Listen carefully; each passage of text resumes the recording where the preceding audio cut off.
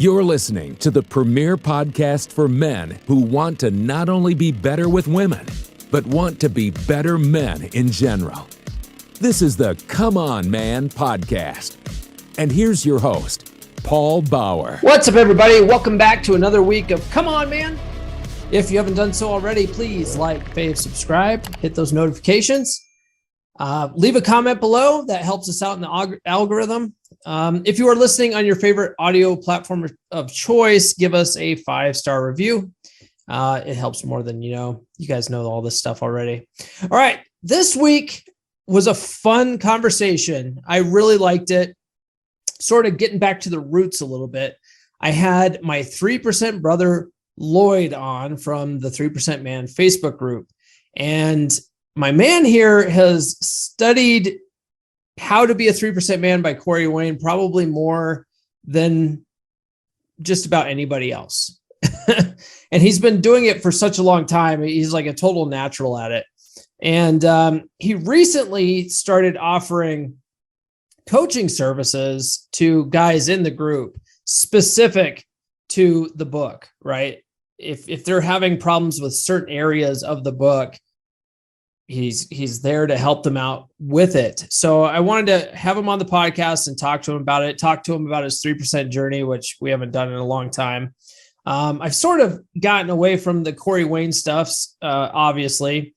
If you go back to the early episodes, this whole podcast was based purely on Corey Wayne. But Corey Wayne, earlier, or I should say maybe near the end of the year last year, November, December timeframe, I took out a social media campaign to try to reach out to Corey to get him on the podcast. And, it just fell on deaf ears. And one might say, well, maybe he's busy, didn't see it or whatever. That's fine. But some guys in the 3% Man group actually started posting comments on Corey Wayne's videos, on one of Corey Wayne's videos one day, and Corey went through and deleted them all. So he sees them. He knows I exist, but he's choosing to ignore me, which is fine. He doesn't owe me anything. So since then, I sort of started steering away from his stuff so much, not giving him the free advertising that I'm giving him right now. But I'm still in the 3% Man Facebook group. It's still a good group of dudes. And it's been a while since I've chatted with one of them on the podcast. Outside of the regulars that come on the show, like Luke and Benny and stuff like that. So this is a really fun conversation. I think you're going to get quite a bit out of it. Lloyd's killing it out there, man. He just posted a relationship update. He's been dating this gal for quite some time now that he met. I can't remember what country he was in, because he moves all around the world. He goes all over the place. But he's got a steady gal, and he met her organically in person, cold approaching, and he applied all the tactics, and everything's just working out great. So I'm going to bring you that conversation right after this. Hey guys, real quick, the sponsor this week is Duke Cannon. You see this right here? It's their liquid proper cologne. And I've been using this for a couple of years now, and I have yet to find a woman that doesn't love it. It's really inexpensive and makes you smell manly as hell. They don't have as many options as they used to, but right now I currently have one for every day of the week. I'm not kidding. This one right here, Lincoln, is my Friday cologne. My Saturday cologne is called Grant. And together, they get the job done, if you know what I mean. Visit duke.comeonmanpod.com or click the link in the description and you get free shipping on orders over $25. Clicking the link says that I sent you and you get free shipping. Win-win. You can't beat that, guys. I would call this liquid panty dropper, but I don't think Duke Cannon wants me to say that, so I won't. All right, joining me this week is my 3% brother from the 3% Man Facebook group, which is awesome because I haven't done a 3% journey discussion in a while. He resides in Istanbul, and he has recently decided to start offering coaching services specific to 3% Man. His name is Lloyd. What's up, brother? How you doing, man? My 3% brother from another mother. That's nice to see you. Hey, man, yeah, I've been wanting to get guys from the group on again because I've gone off on this tangent where I'm like interviewing authors and YouTubers and stuff. I'm like, I need to kind of get back to the roots a little bit. It's quite an impressive tangent. I just want to take my hat off to you, by the way. You're doing a phenomenal job. Thanks. Yeah. I mean, how the podcast has grown and the guests you've had on. I mean, it's just, except for one notable exception. That shall not be named. Yeah. Who shall not be named. But no, you're doing an amazing job, really. You should be very proud of yourself. I really enjoy your short little videos as well. That's really awesome. Oh yeah, like on TikTok and stuff. Yeah, I like your videos too, where because you do English teaching. That's right. Yeah. So yeah, your videos are really fun to watch. Actually, I'm like, oh, yeah, it's tough. I mean, I'm just amazed with your consistency. Like you keep like, do you batch a whole load of them and then kind of schedule them out, or are you pumping them out quite frequently, like filming a lot? Honestly, it's I film a bunch throughout the day because it's really easy to just quickly put together a 1-minute video, you know? Yeah. It's like, it's so easy. So if I get inspired to say something, I'll just do it real quick. There's some days though that I'm just like, I don't know what I'm going to talk about today. And then I just don't. Sometimes I don't post all day or I'll just be scrolling through TikTok and I'll find a video. I'm like, oh, I can comment about that. It's just really spur of the moment. It is amazing how with the technology now you can just put something out pretty quickly. Like when I make my little English teaching videos, you know, maybe one of my students might be having a problem with something grammatically, and I can make a little video about that. And it's these reels and, you know, very short, or TikTok, whatever, is like short and digestible, and it's quick to make, but also it's quick to consume. So it's like, it's a win-win, I think. I think it's, for me, TikTok honestly is like the best marketing mechanism out there right now, because you can get such a big following quickly, and it's so easy to make the 1-minute videos, you know. It's just like, you can't beat it. I'm trying to grow like my Instagram and Twitter and stuff as well. And it's just, I usually watch, I'm more of an Instagram guy. So okay. I'm usually watching your videos on Instagram, but I think it's the same thing that you're putting on TikTok. It's exactly the same. Yeah. I did that because my original TikTok account got banned back in June. So I lost 30,000 followers on TikTok, and I was like, I had to rebuild from scratch. And all these people were like, oh, you should have backup accounts. You should have it. I'm like, I don't want to have, like, I feel like that's confusing when you're trying to build a brand, you know? So I'm like, I don't want to have a backup account. So I'm just going to be out on all these other platforms, and I'm going to encourage people to follow me on all the platforms in case one gets taken down, you know? I think if life has taught us anything the last couple of years, it's always to have a plan B and a plan C.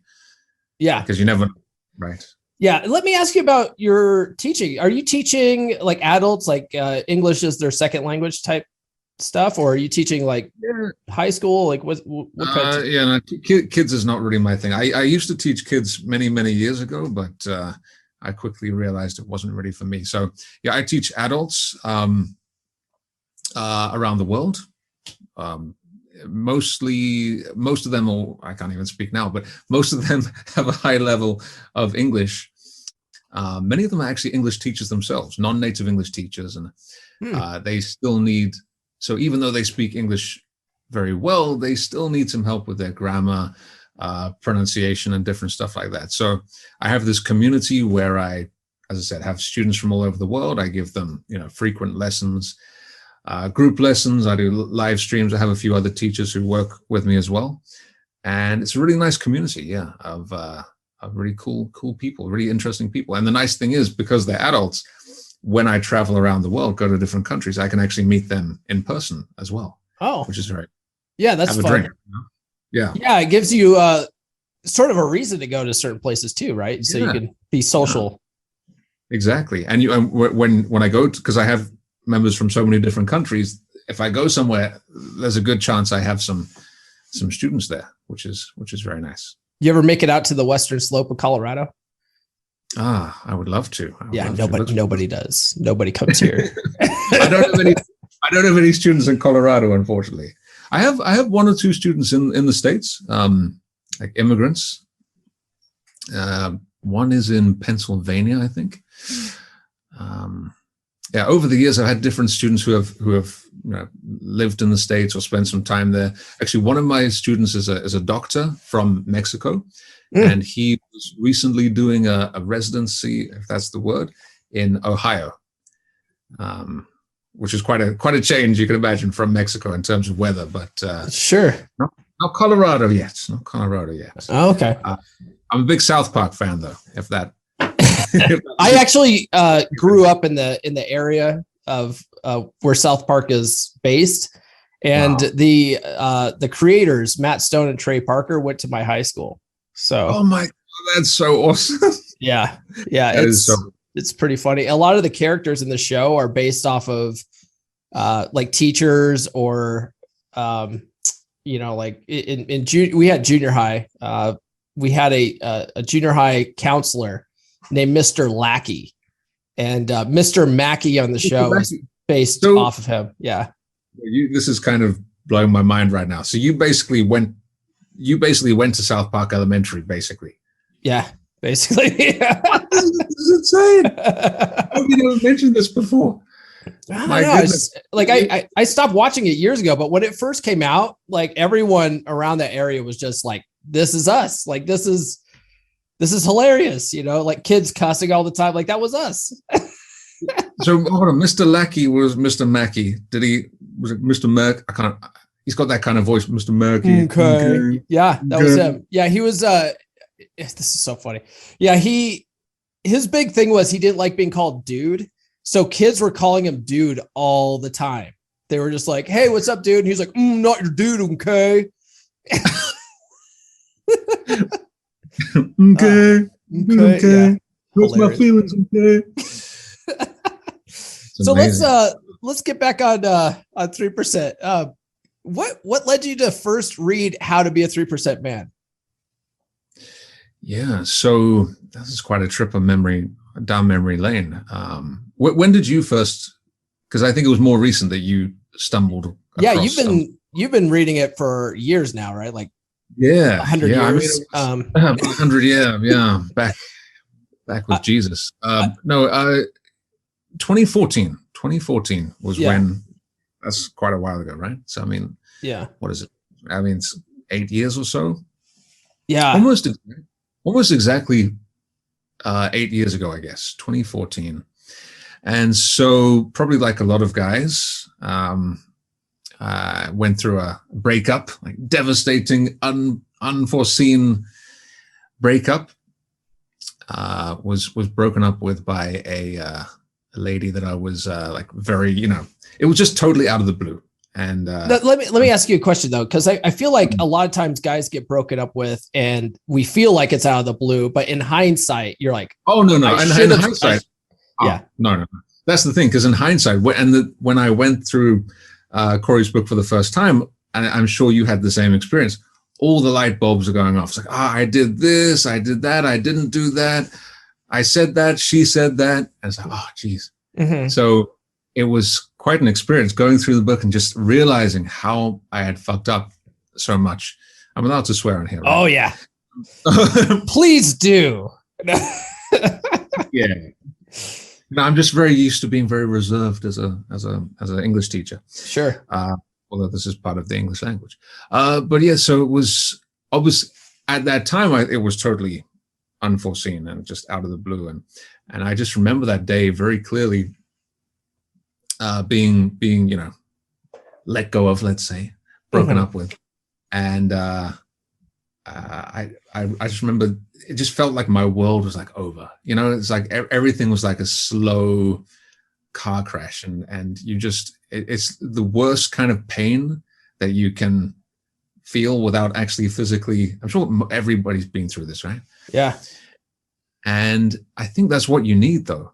That's what you need. You need that kind of horrible experience to make you try and search out the answers, realize, okay, look, I'm fucking up here. I need to try and figure out what I'm doing wrong, or what I've done wrong. Obviously, at the time. I was going to say, I don't mean to stop you there, but I make these TikTok videos, and women notoriously comment, "Who hurt you?" and stuff. It's like these people ignorantly comment that like first of all, you've never been hurt. Like get out of here. But second, men, I feel like, need that pain, or else they're not going to seek out the right answers. Otherwise, they're just going to keep doing what they've been doing this whole time, and they'll keep screwing up, and they'll be in their like fourth marriage going, I don't know why this isn't working. You know? Exactly. it's yeah. I mean, in hindsight, it's probably like the best thing that ever happened to me, that pain, you know? So after that, obviously you're in the, you're doing everything you shouldn't be doing, having not read the book. Mhm. So, geez, I would cringe even looking back. Something I should add, by the way. So this was in Korea. I was living in Korea at the time. I get around, I move around. And this is a Korean lady. And so we had, part of the problem, obviously communication is so important. At that time, my Korean level was quite low. Her English level was, just on top of everything. But anyways, I'm just obviously I don't, luckily I don't have screenshots of any of the messages. I can just imagine the, endless messages. Please take me back. What's wrong? Where, you can imagine all that kind of stuff. Right? Oh my God. And obviously by doing that, that's just going to lower and lower and lower. Obviously what I should have done in hindsight is just been like, when she said, she wanted to be, friends, break up, like, okay, well, if you change your mind, let me know. That, and then she, probably would have taken some time and then come back. Mm-hmm. But, obviously just had totally turned her off, And one thing as well in the book, which I remember really set off a light bulb, was, when she's mentioning a friend, and there's a really nice friend that she works with, but you don't have to worry, it's just a friend. So that whole thing. So yeah. I think she had started to develop feelings for a coworker. She was working in a hotel at the time. And I guess, started developing feelings for her. I was obviously very weak at that time and much more, I guess, whatever you want to call it, feminine, whatever. And so, yeah, it was horrible, obviously. And so I just scoured through the internet, YouTube, Google, mostly YouTube, I guess, and just trying to find an answer. How can I get this girl back? How can I get her back? And just watching every possible video, all these like breakup experts and all these things and all this kind of bullshit. And one of the videos that came up was Mr. Wayne's, but he was just one of many, he was just one. I was just trying all these different things. Nothing was working, all these different things. And then I started to try a few things that Corey Wayne had mentioned, and I just started to kind of work. And with this girl, following, what Corey teaches, I got her back in the end. I got her back.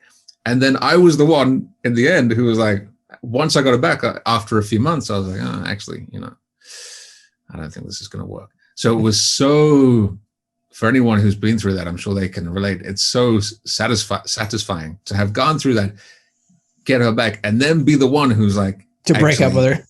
Yeah. Yeah. Oh my God. So that took a while. That took about a year and a half for that all to come kind of to fruition. And so when that happened, I was like, geez, because obviously I didn't follow everything perfectly, but most of the main reason for that happening was following Corey's work, like just walking away, letting her get in touch. And when she got in touch, making a date, kind of the 7 principles skin the expert type thing. And after that, I was like, geez, this works. This stuff works. And along the way before that, before getting her back, dating other women, and obviously still totally heartbroken about wanting the other one back.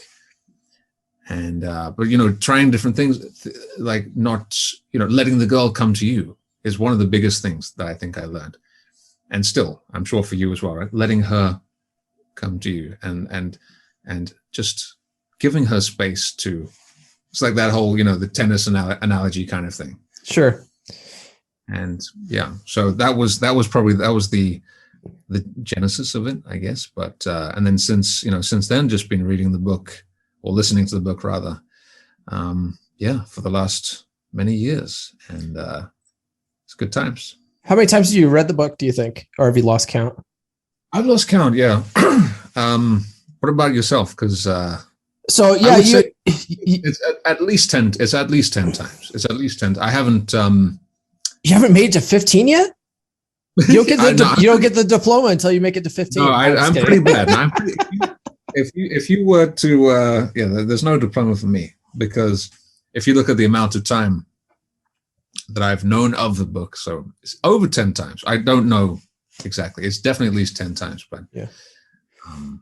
So you asked. I don't keep count, unfortunately. Oh, okay. I'm maybe I'm a little OCD that way, but I do keep track of there's some books that, like, I call it my holy trinity of dating books, right? And Corey's book is one of them.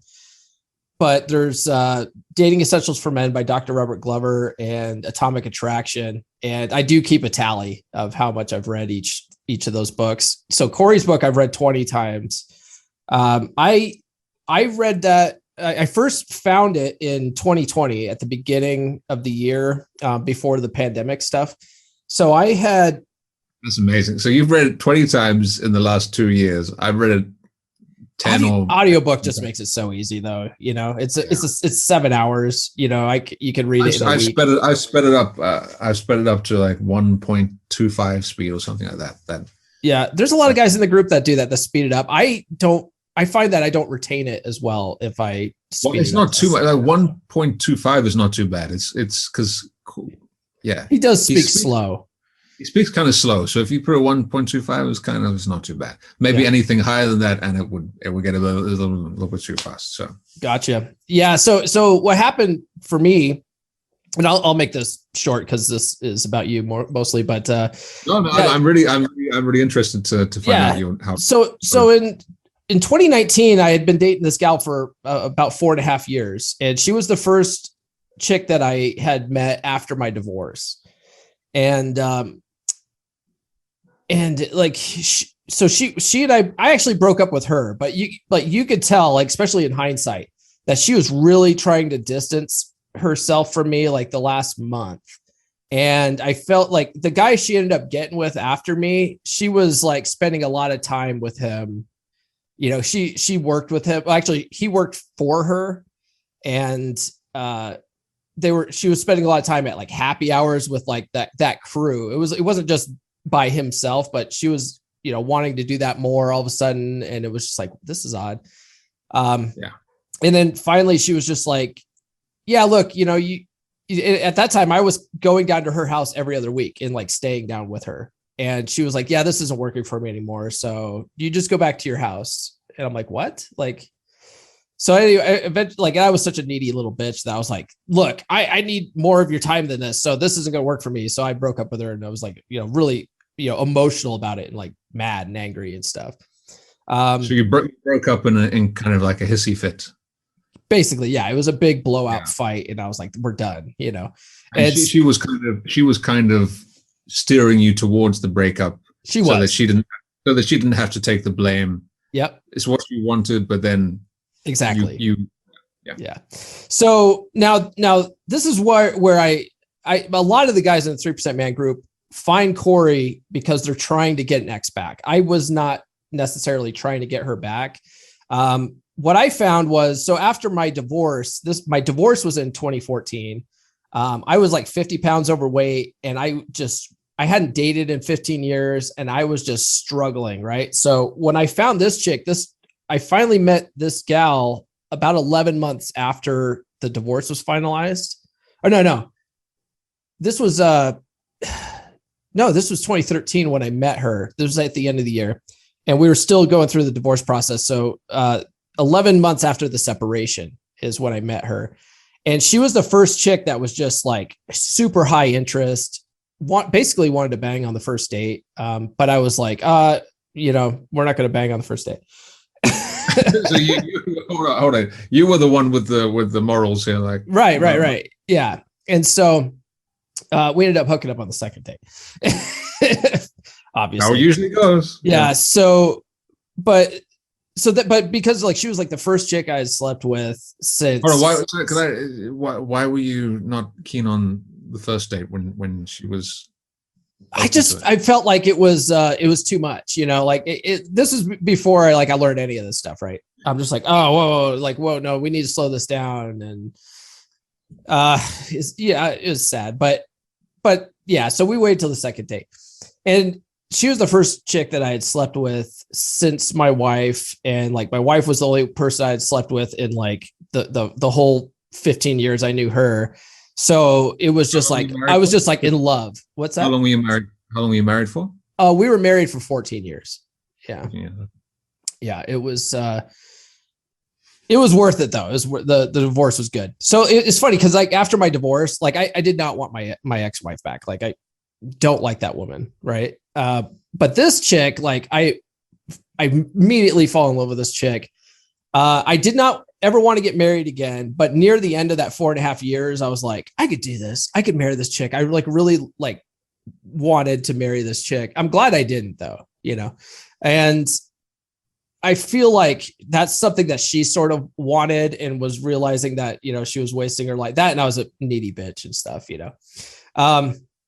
So anyway, all that aside, we break up, and now because like a year and a half after I met this chick, I started eating right and losing weight, and I got like real trim. I got down to like 175 pounds and stuff. I was like all ripped, and so when we broke up, I was a lot thinner than I was when I got divorced. And so going back on the dating circuit that time, I was like getting dates. I was like, oh man, yeah, this is easy.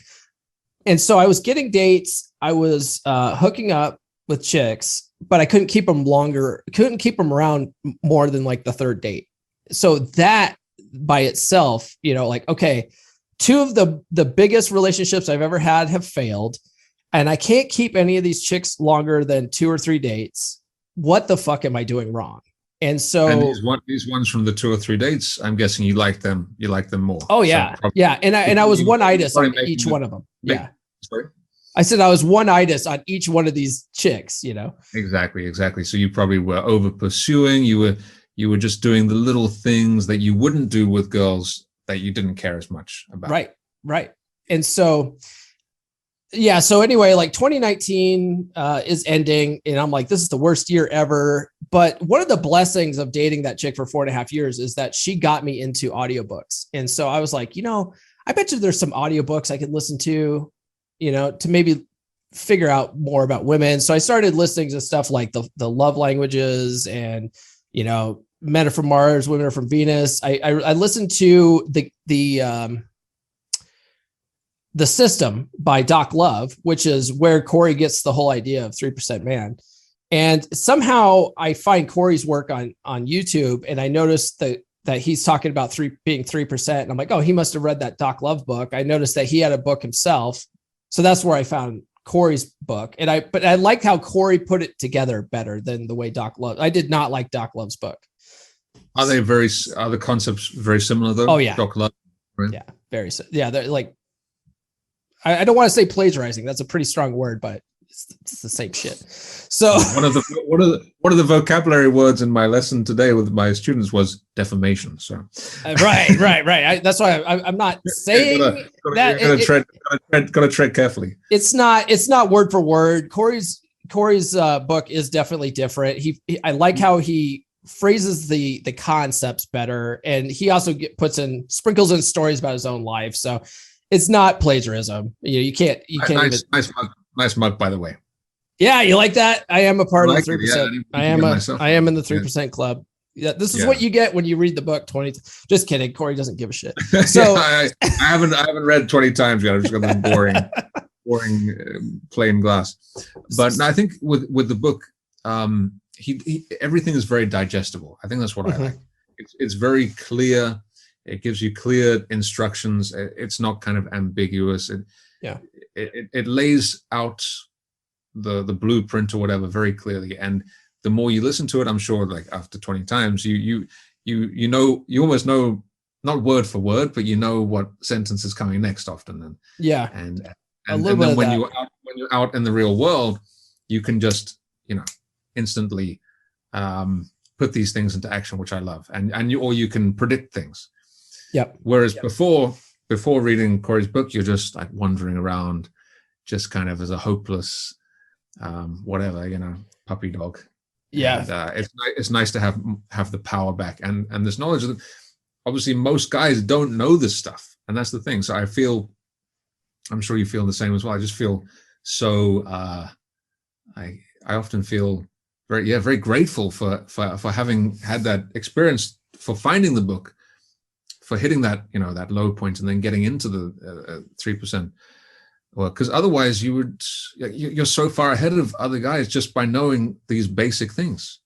Right. Yeah, I agree. And that's why, even though I'm like, I'm still clearly a little butthurt that like Corey himself like won't come on the show, but I still recommend his book, because his book, out of all the books I've read, really does the best job of running the gambit between meeting women, building attraction, dating them, and then being in a long-term relationship.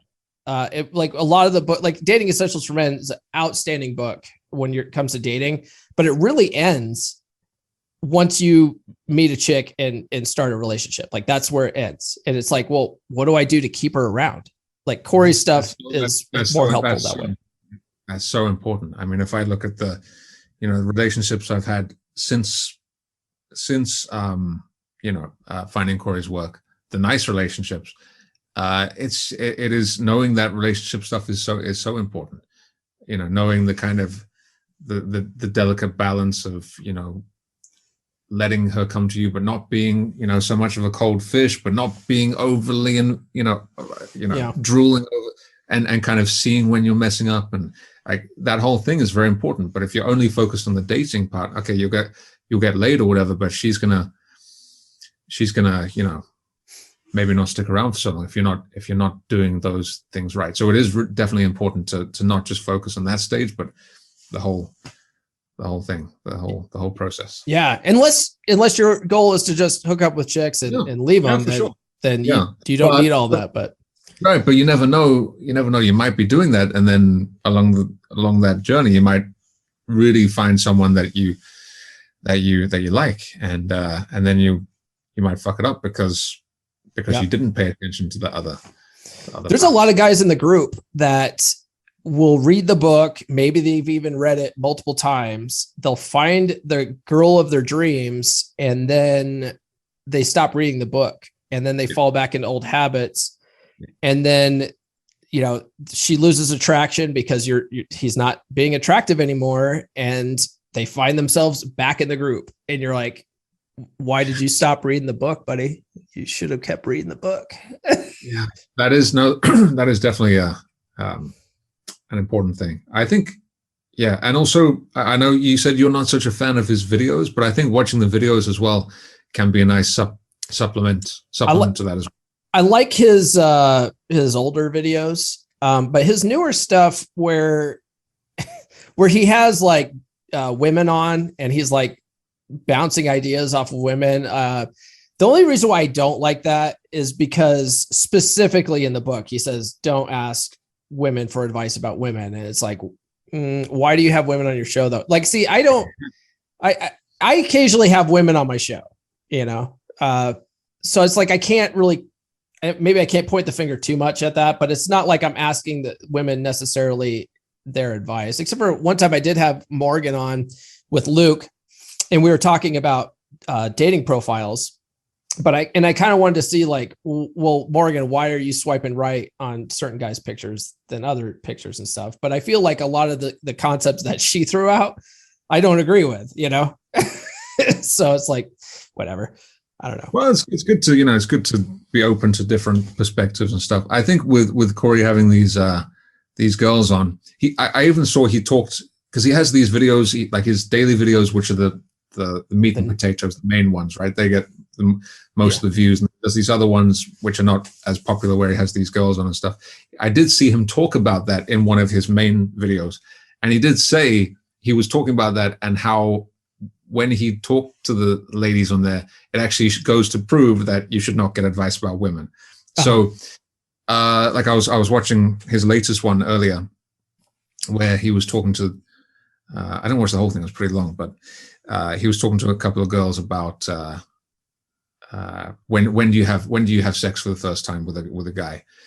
And the one girl was saying, oh, I make them wait, and obviously Corey says usually the second or third date on average, right? And she's like, oh, I'll make them wait, and Corey says something like, okay, how long was? Oh yeah, a week. And okay, so how many dates was that? Oh, probably like the second or third date. Right. Yeah. So what women say, so that podcast, I think that's what he's kind of trying to do, is kind of, it's good to obviously see what women think about things, because they are, what we're ultimately trying to understand. But also he does kind of show that what women say, what they do. He kind of reveals that sometimes in these conversations just by sitting back and just asking them questions. So that can be kind of interesting. But that can be helpful. Yeah, for sure. Yeah, but I don't really watch those ones that much. I just watch like the main ones where he has like people email in and answers their questions, because I think he usually does a very good job of dissecting their problems and it was, reinforce it, because it's good to watch that and see if you can kind of predict what his advice will be. Right. Like, yeah, I feel like the takeaway from this, not to be confused with Corey's takeaway, but the takeaway from this conversation though about it is when you listen to the women on Corey's show, really just listen to what they have to say with a grain of salt,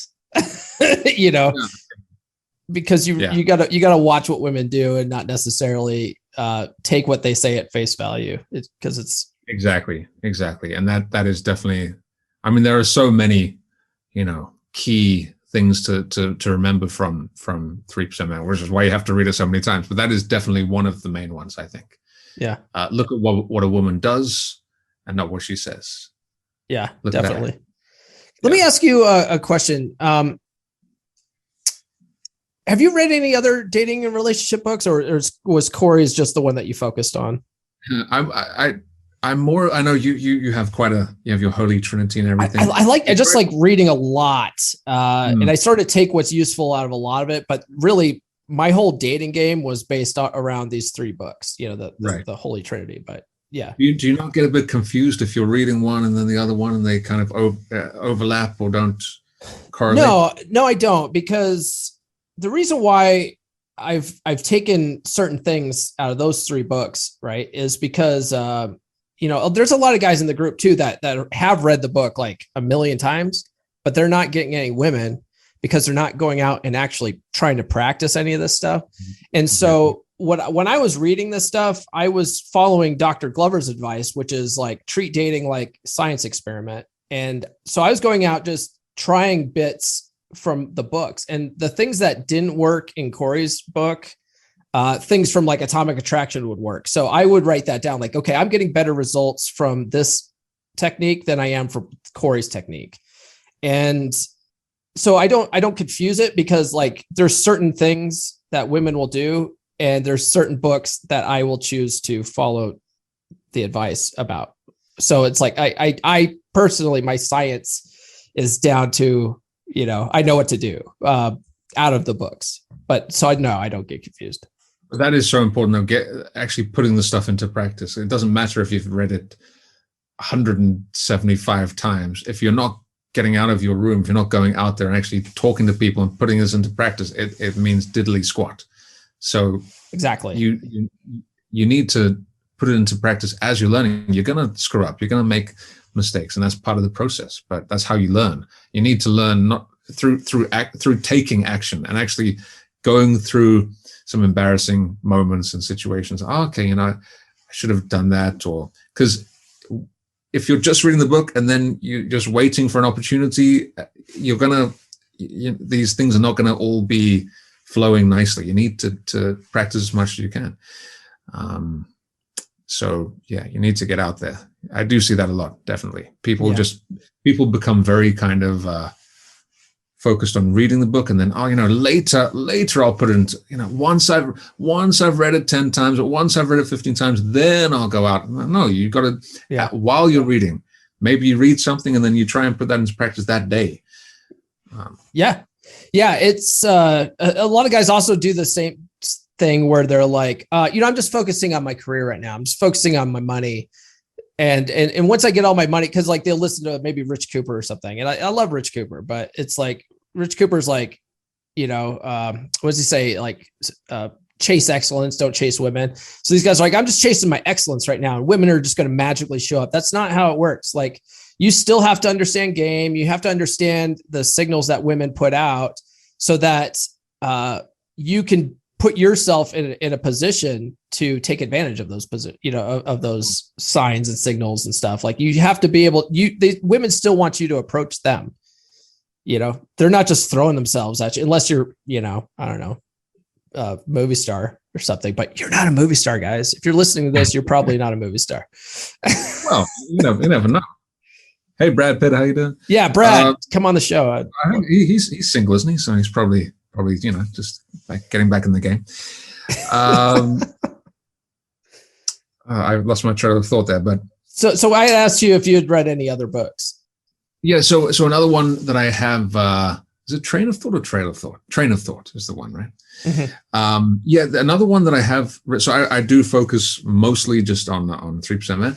But another one that I have read, which I definitely recommend, which does come into my mind from time to time, is Mark Manson, Models.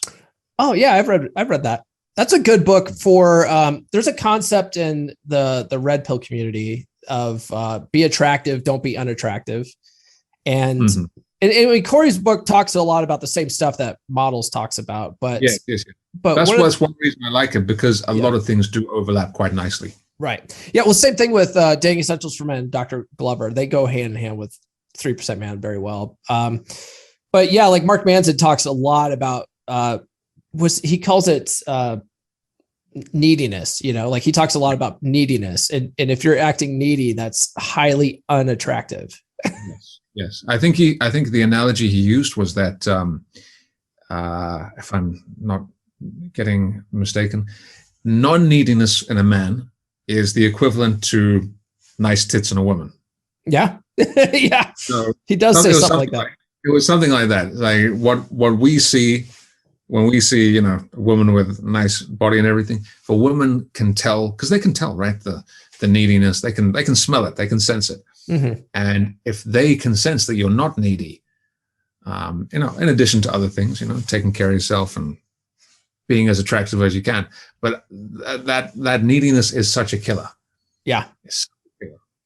Yeah, that concept of be attractive, don't be unattractive. Like the don't be unattractive part is your demeanor, like how you act, and neediness is a part of that. The be attractive part is like, dress nice, wear clothes that fit, go to the gym and stuff like that. Yeah. Let me ask you, how long ago was your last read? Has it been a while, or? I actually just, I think it was just yesterday. I just got through another one. Oh, awesome. Yeah. Perfect. Just that moment at the end. I don't know if you're listening on Audible, but Audible hopes I've enjoyed this program. Yes. Or something like that. Yeah. That's a good feeling. You're like, yes, it's like the finish line. And when Corey says at the end, you are now a 3% man, or you have become a 3% man. That's a nice one. What was your last aha moment that you got from your last read? Last aha moment. I actually wrote down like some of the key points that come to mind. Like the key ones that over time are so fundamental. I'm not sure if there are any like real aha moments this time, but I think it's like matching and mirroring. Definitely. I'm not sure if it was necessarily an aha moment, but matching and mirroring is really a big thing. Mm-hmm. So, do you find that as well? Matching and mirroring? Especially when it comes to text communication. I like to call it mirror game, but it's the same idea. But basically, a lot of guys get so butthurt when they send a text to a chick and it takes her like 4 hours to reply or whatever. And it's like, stop thinking about it like, oh, it took her 4 hours to reply. What a bitch. Think of it like, okay, let's play a game. let's have some fun with this. And because if a lot of people are like, I don't want to play games, and a lot of women are like that too. It's like, guys, take a step back. Games are fun. like you play games because they're fun to play. So let's play mirror games. So if she takes 4 hours to reply, you take 5 hours to reply, like let's just play a little bit of this shit. And that also will show your non-neediness. Also, it doesn't even have to be so calculated. If you have a busy schedule, like you're doing a podcast, you're doing a different thing, I can't be like, oh, sorry, do you mind if I just stop for a moment and reply to this? No, you're genuinely busy doing things, right? And then you get around to replying. Like maybe after the podcast, I'll get around to replying to somebody, but you're not gonna stop what you're doing. That actually is a real turnoff. If you're just available all the time, whenever she gets in contact, so it doesn't even have to be a game. It can be authentic. You're just doing stuff. You're just busy. And what I find with playing games like that, though, is it breaks the unattractive habits so that you can learn to just reply when you can, yes. But a lot of people are addicted to texting. And so they're like, bing, they immediately have to reply. It's like, don't do that, guys. It's super unattractive. Women, and it's so subconscious with women. Bad. Yeah. So bad. Yeah. You've just got to no. And if you are gonna look at it, this is maybe like a game, but look at the message on your phone, but don't open it. Because once you've opened it and it's been seen that it's seen, because now we have this technology. Right. You're gonna look, and then it's gonna obviously look like you're playing a game if it's been read. And then you're like, oh, I'll wait some time. Right. Yeah. And then you reply. Yeah. There's a proper way to play the game. Yeah. There's a proper way to play the game. Yeah, for sure. But yeah, I mean, there's often, aha moments or like reinforcing different things along the way. But definitely letting her come to you, and as soon as possible, letting her initiate the contact. There's you want to get to that stage as soon as possible. Yeah. As soon as possible. And that's what I found is really one of the keys to really maintain that desire and that long-term kind of passion in a relationship. So are you in a LTR right now? Are you dating or I'm in kind of something new. Okay. Something new. Just starting out at the moment. I'd say, about it's still very early, like a few weeks in, maybe. Okay. Yeah. So, but in that case, it obviously at the beginning, as you do, you make the first moves and stuff, and it takes her a bit of time to get comfortable. But I mean, it slowly moves to that stage where she feels more comfortable, and she will naturally reach out, which is what Corey teaches, right? Yeah. That's what a woman will naturally do. She will naturally send you a good morning message or, a silly meme, something like that to get your attention. Yeah. She's thinking about you. Yeah. And she wants to get your attention. It's not necessarily manipulative. You just need to let it happen. Yeah. Just if you actually, the funny thing is, I maybe one of the biggest things that I just remembered again this time, and also with my new possible relationship, is less is more. Yeah. Less is more. And just, it's funny because you can actually stress yourself out and do more, and then actually lower her attraction, actually lower your chance of something good happening. Whereas if you just kind of sit back and just let it happen and reciprocate, the idea of matching and mirroring, reciprocate when she comes to you, you're going to be so much better off. It's actually, you don't need to make it so hard for yourself.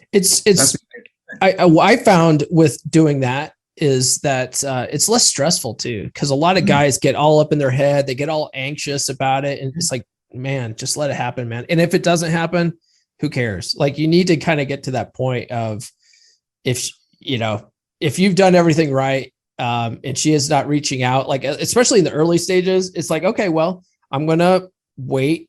What Corey says, a week. I think that's a little bit too long, but I'm going to wait like 4 days, and then I'm going to reach out again. But you got to give her that time to miss you. You got to give her that time. It's so important. It's so important. Like in my case, I was the girl I'm seeing at the moment. We had a really nice evening together last night and went for breakfast this morning and stuff. But you need that space. You need that space. Let her go and do her thing, go and, enjoy herself. And because she's got the day off, today, and I'm busy doing different stuff. So yeah. Let her be the cat. Yeah. Yeah, exactly. Let her, and vice versa. Like, let us have that space. Because if you're together all the time, can get a bit boring. Let that kind of anticipation build. And then once you're together, and that's the key thing as well, be together in person.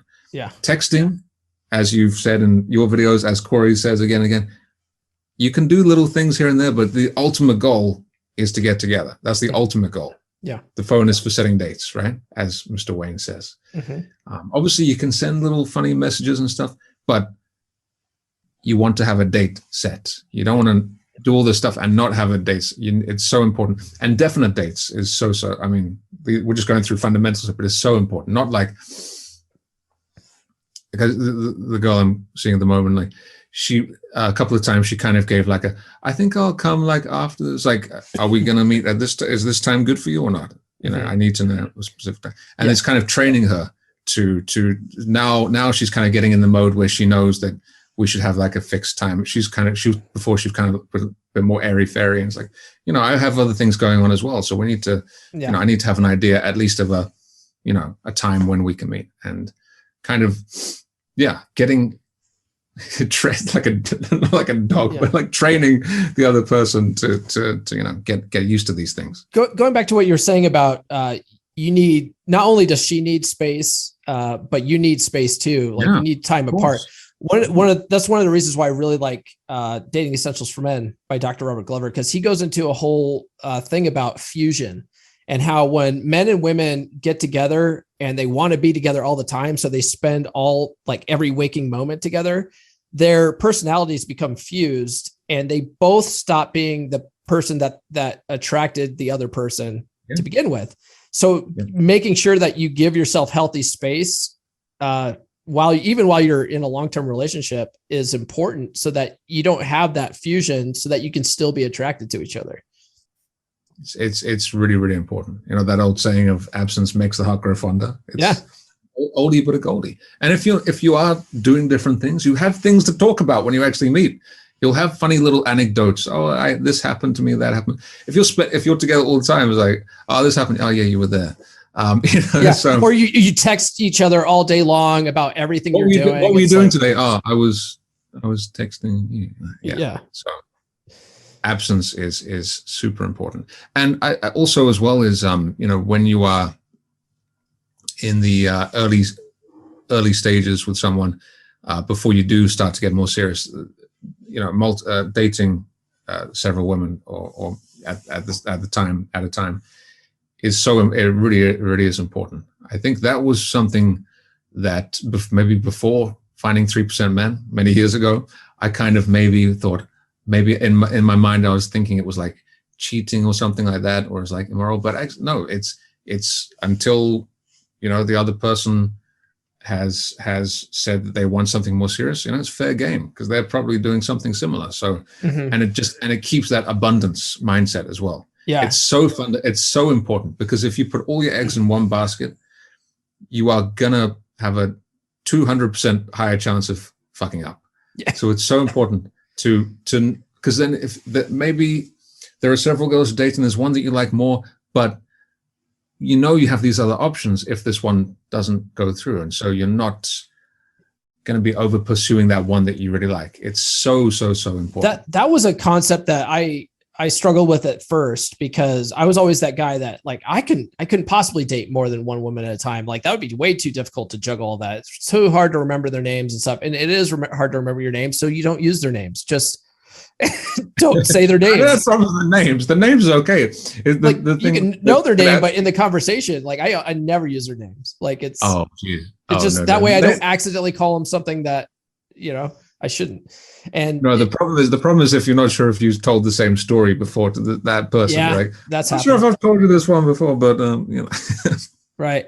That happens too. But still, it really is, though. It really makes dating so much easier, because a lot of the reason why guys hate dating is they put all their eggs in the one basket, And when like that 1 or 2 dates like fizzles out, they've put so much investment in that one person and then now they got to start over again. They're like, this sucks. Like dating sucks.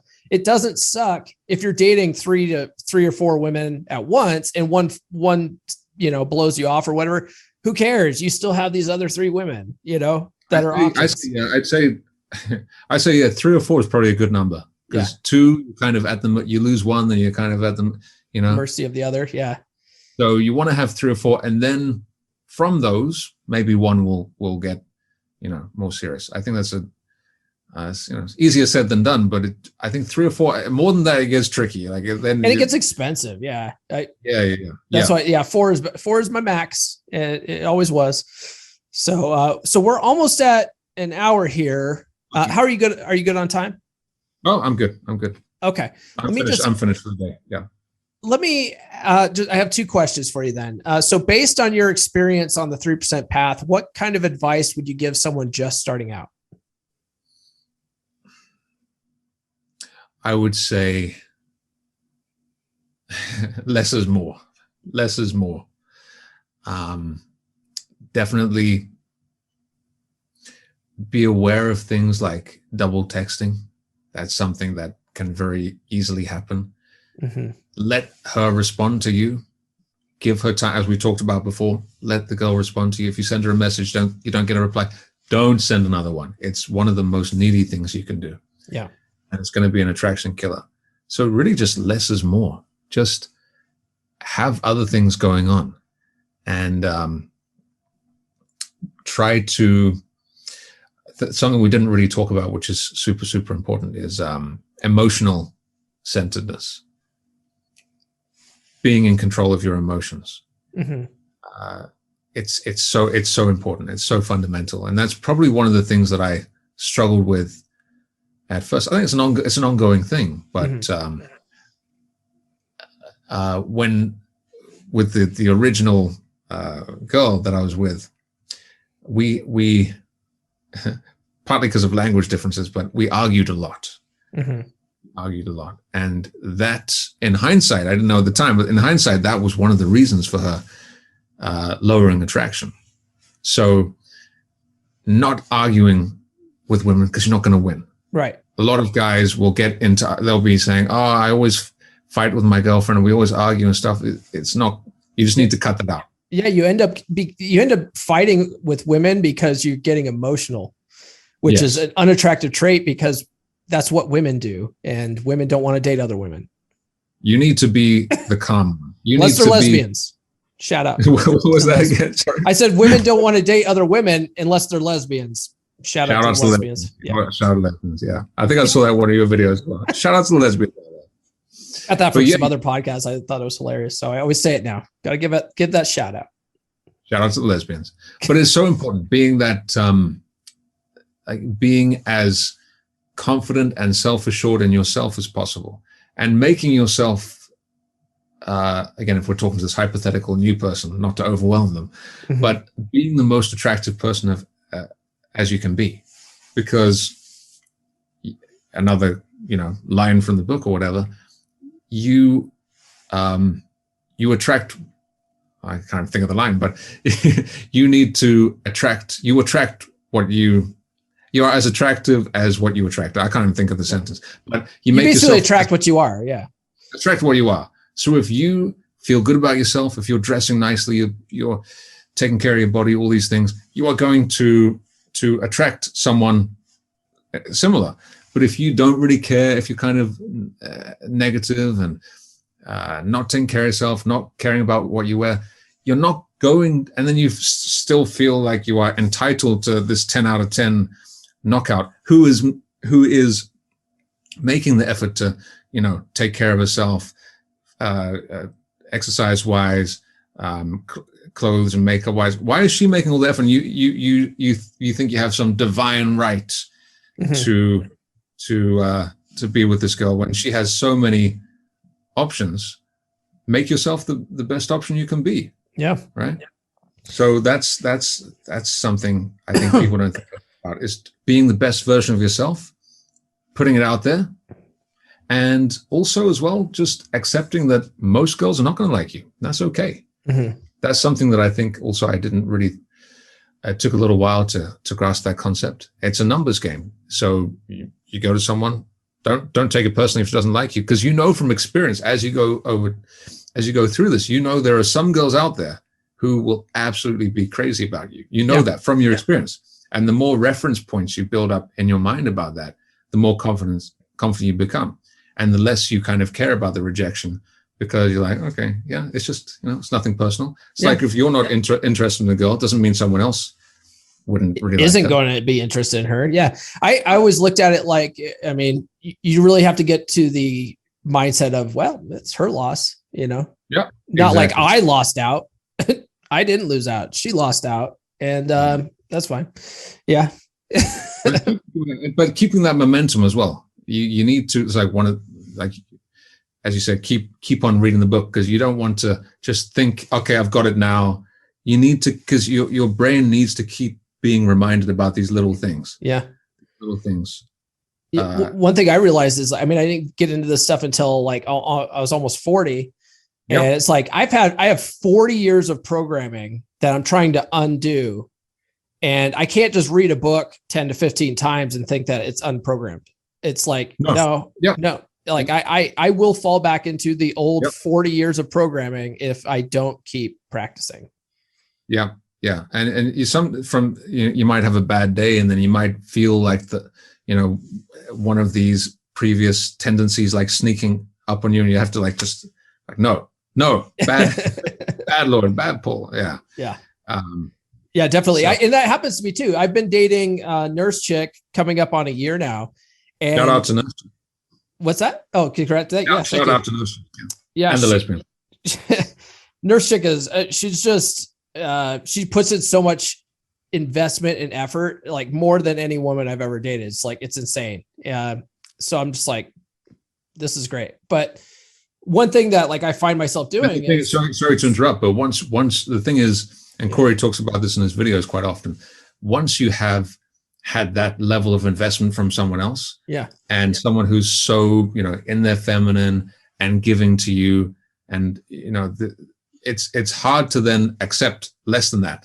It's hard to then in your next relationship be with a girl who isn't as giving, because you kind of spoil yourself, right? And it would be better to be single and mingling until you find someone who is as giving as that person. So thought I'd add. No, definitely. But one thing like I'll find myself doing is sometimes I'll just like, I want to send like a needy type text, and I'm like, whoa, what are you doing, bro? Yeah. And I just have to tell myself like, no, you don't need to text it right now. Just I had that a couple of weeks ago.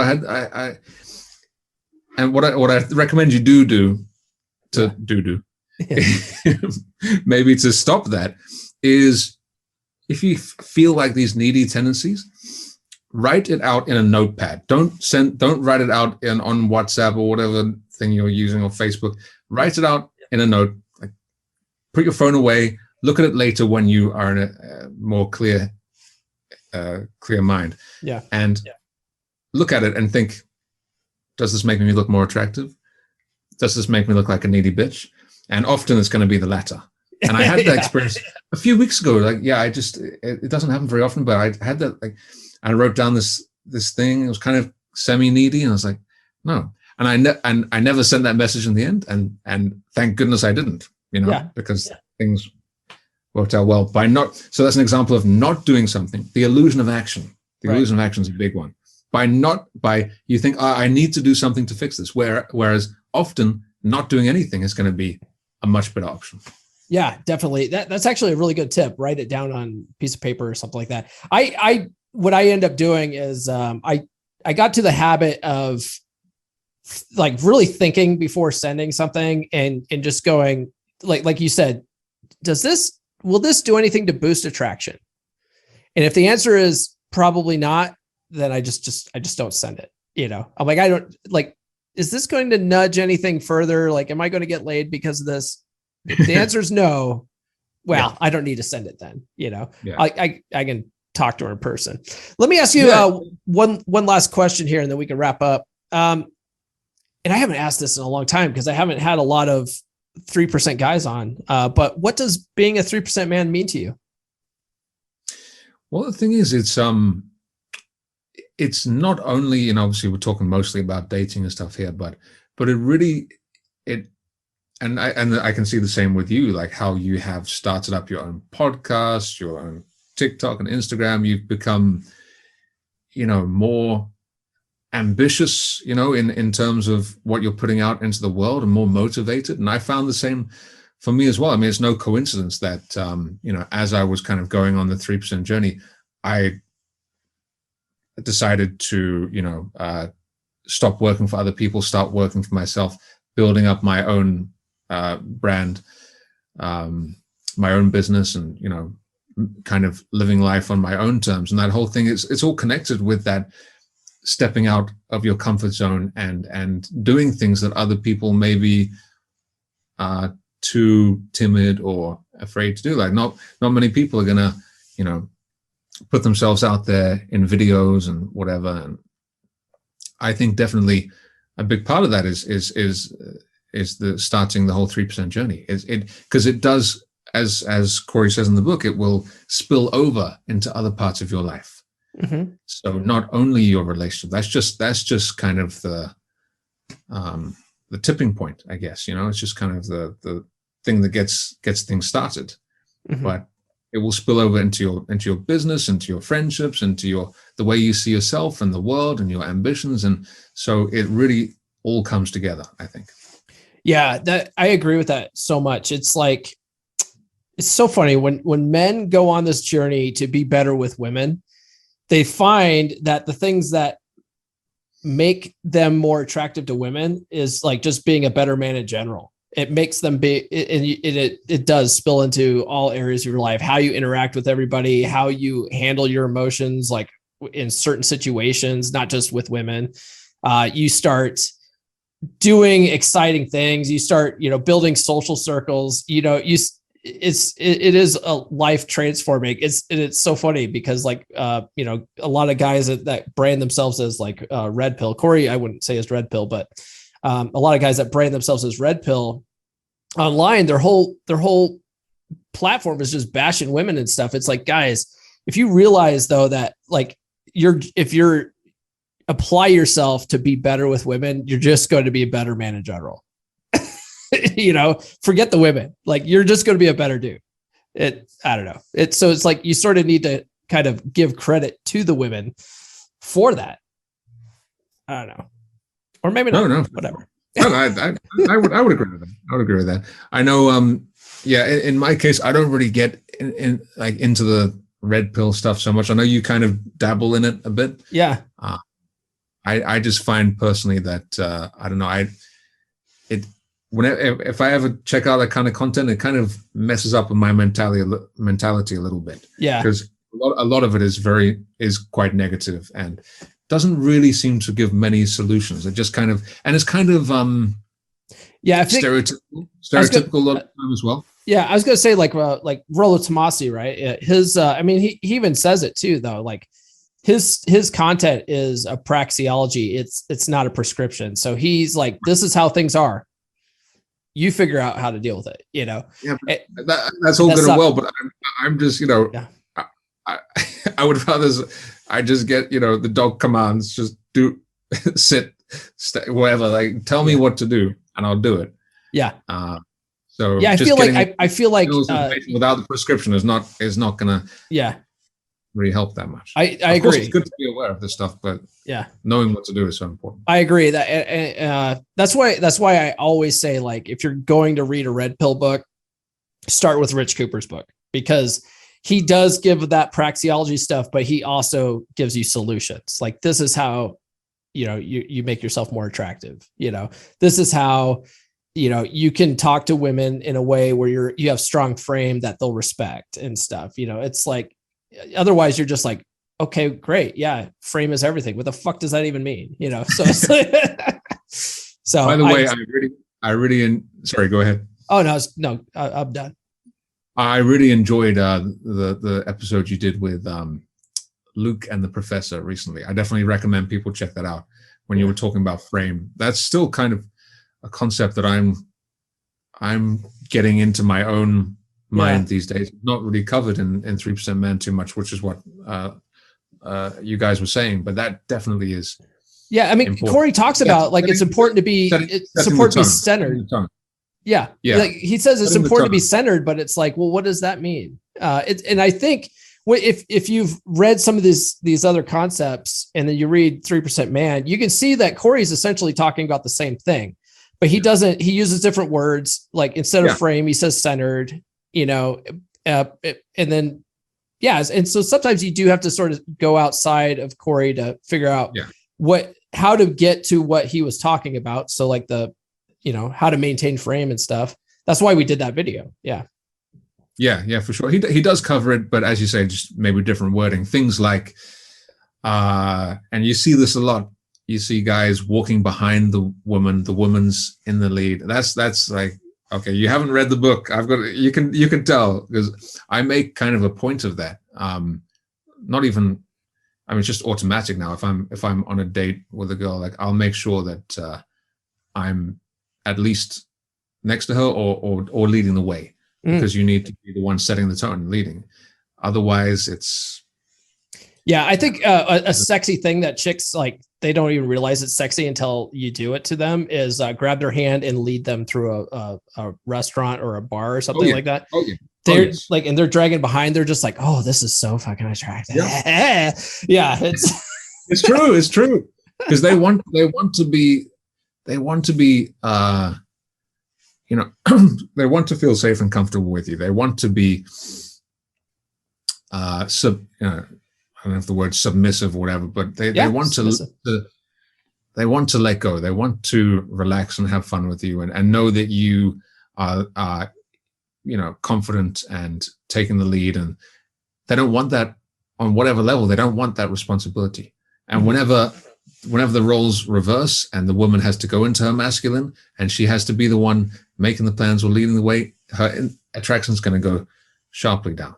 Yeah. So it's very, very important to, especially if you're going into a relationship, to maintain that, obviously not like a dictator or something, but you want to be the one who's, gently leading the way and showing that, you're centered and, you know where things are going. Yeah. Yeah, definitely. Lloyd, this is a great conversation. Do you want people to find you online or no? They can find me if they want. They can find me in the 3% Man Facebook group. Okay. Yeah. So if you want to talk to Lloyd, like if you're struggling with the 3% Man principles, Lloyd has made himself available to the 3% Man community. So if you're just getting started and you can't answer the admin questions, just read it again until you can, and then join the group. But it's a really good group. Like I think I posted about it in the group. I think the bare minimum to get into Rich Cooper's group is like almost like $2,000 a year. The 3% Man Facebook group is free. And like as long as you've read the book. As long as you've read the book. I mean, yeah, you've got to have read the book. You got to be able to answer the questions. But once you get in there, like the caliber of guys in that group is just outstanding. And the value that we give each other and the notes that we take is second to none. Like you won't find it anywhere else, except for if you pay $2,000 to go into Rich Cooper's group or something, but you don't have to pay that much. Just read the goddamn book. It really is a fantastic group. And hats off to you again and all the admins for doing such a great job. I think since I joined your group, it's definitely helped me to realign again with the book. I mean, I was already reading it and stuff, but just helps you to reinforce these things by, as a teacher, teaching is a great way of actually learning and reinforcing. Because if you're teaching, then it's training your mind to remember this stuff. So. Yeah, which is why I started this podcast, honestly, is just so that I can share notes with like I said, I treat everything like a science experiment. So, but I could share those notes of what I'm learning, but also so I could pick the brains of other guys, have them come on the show and talk to me. And then I'm like, oh, I never thought about that before, Exactly. And then, and I've been lucky enough to have some of the biggest names in the manosphere to come on, and I'm just like, oh, this is fucking amazing right now. Is there anyone else you want to get on? Like speaking of Mark, he's obviously a big dog, but Mark Manson would be. He's kind of changed gear, hasn't he? He's more in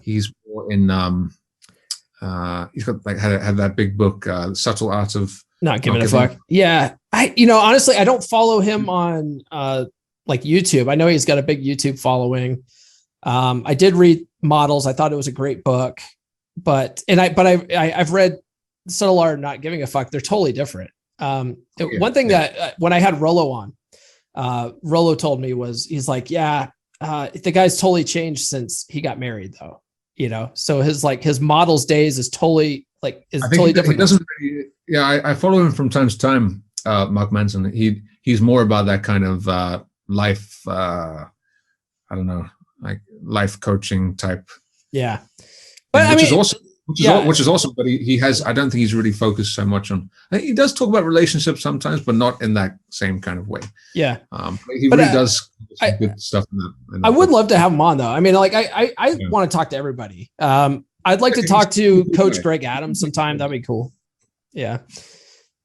I like talking to and getting other people's perspectives, right? Like I had this guy on, in fact, by the time this video drops, I had this guy on named Brooke Hazen who wrote a book on sexual dysfunction. And his whole philosophy is all like semen retention and, yoga and meditation and all this, and he's vegan and stuff. And like all this stuff that I'm not, and I'm just like, but it was a fascinating conversation. I was like, okay, cool. Maybe it'll help some guys out. But all right, brother, I will give you the rest of your day back. Thanks for joining me today.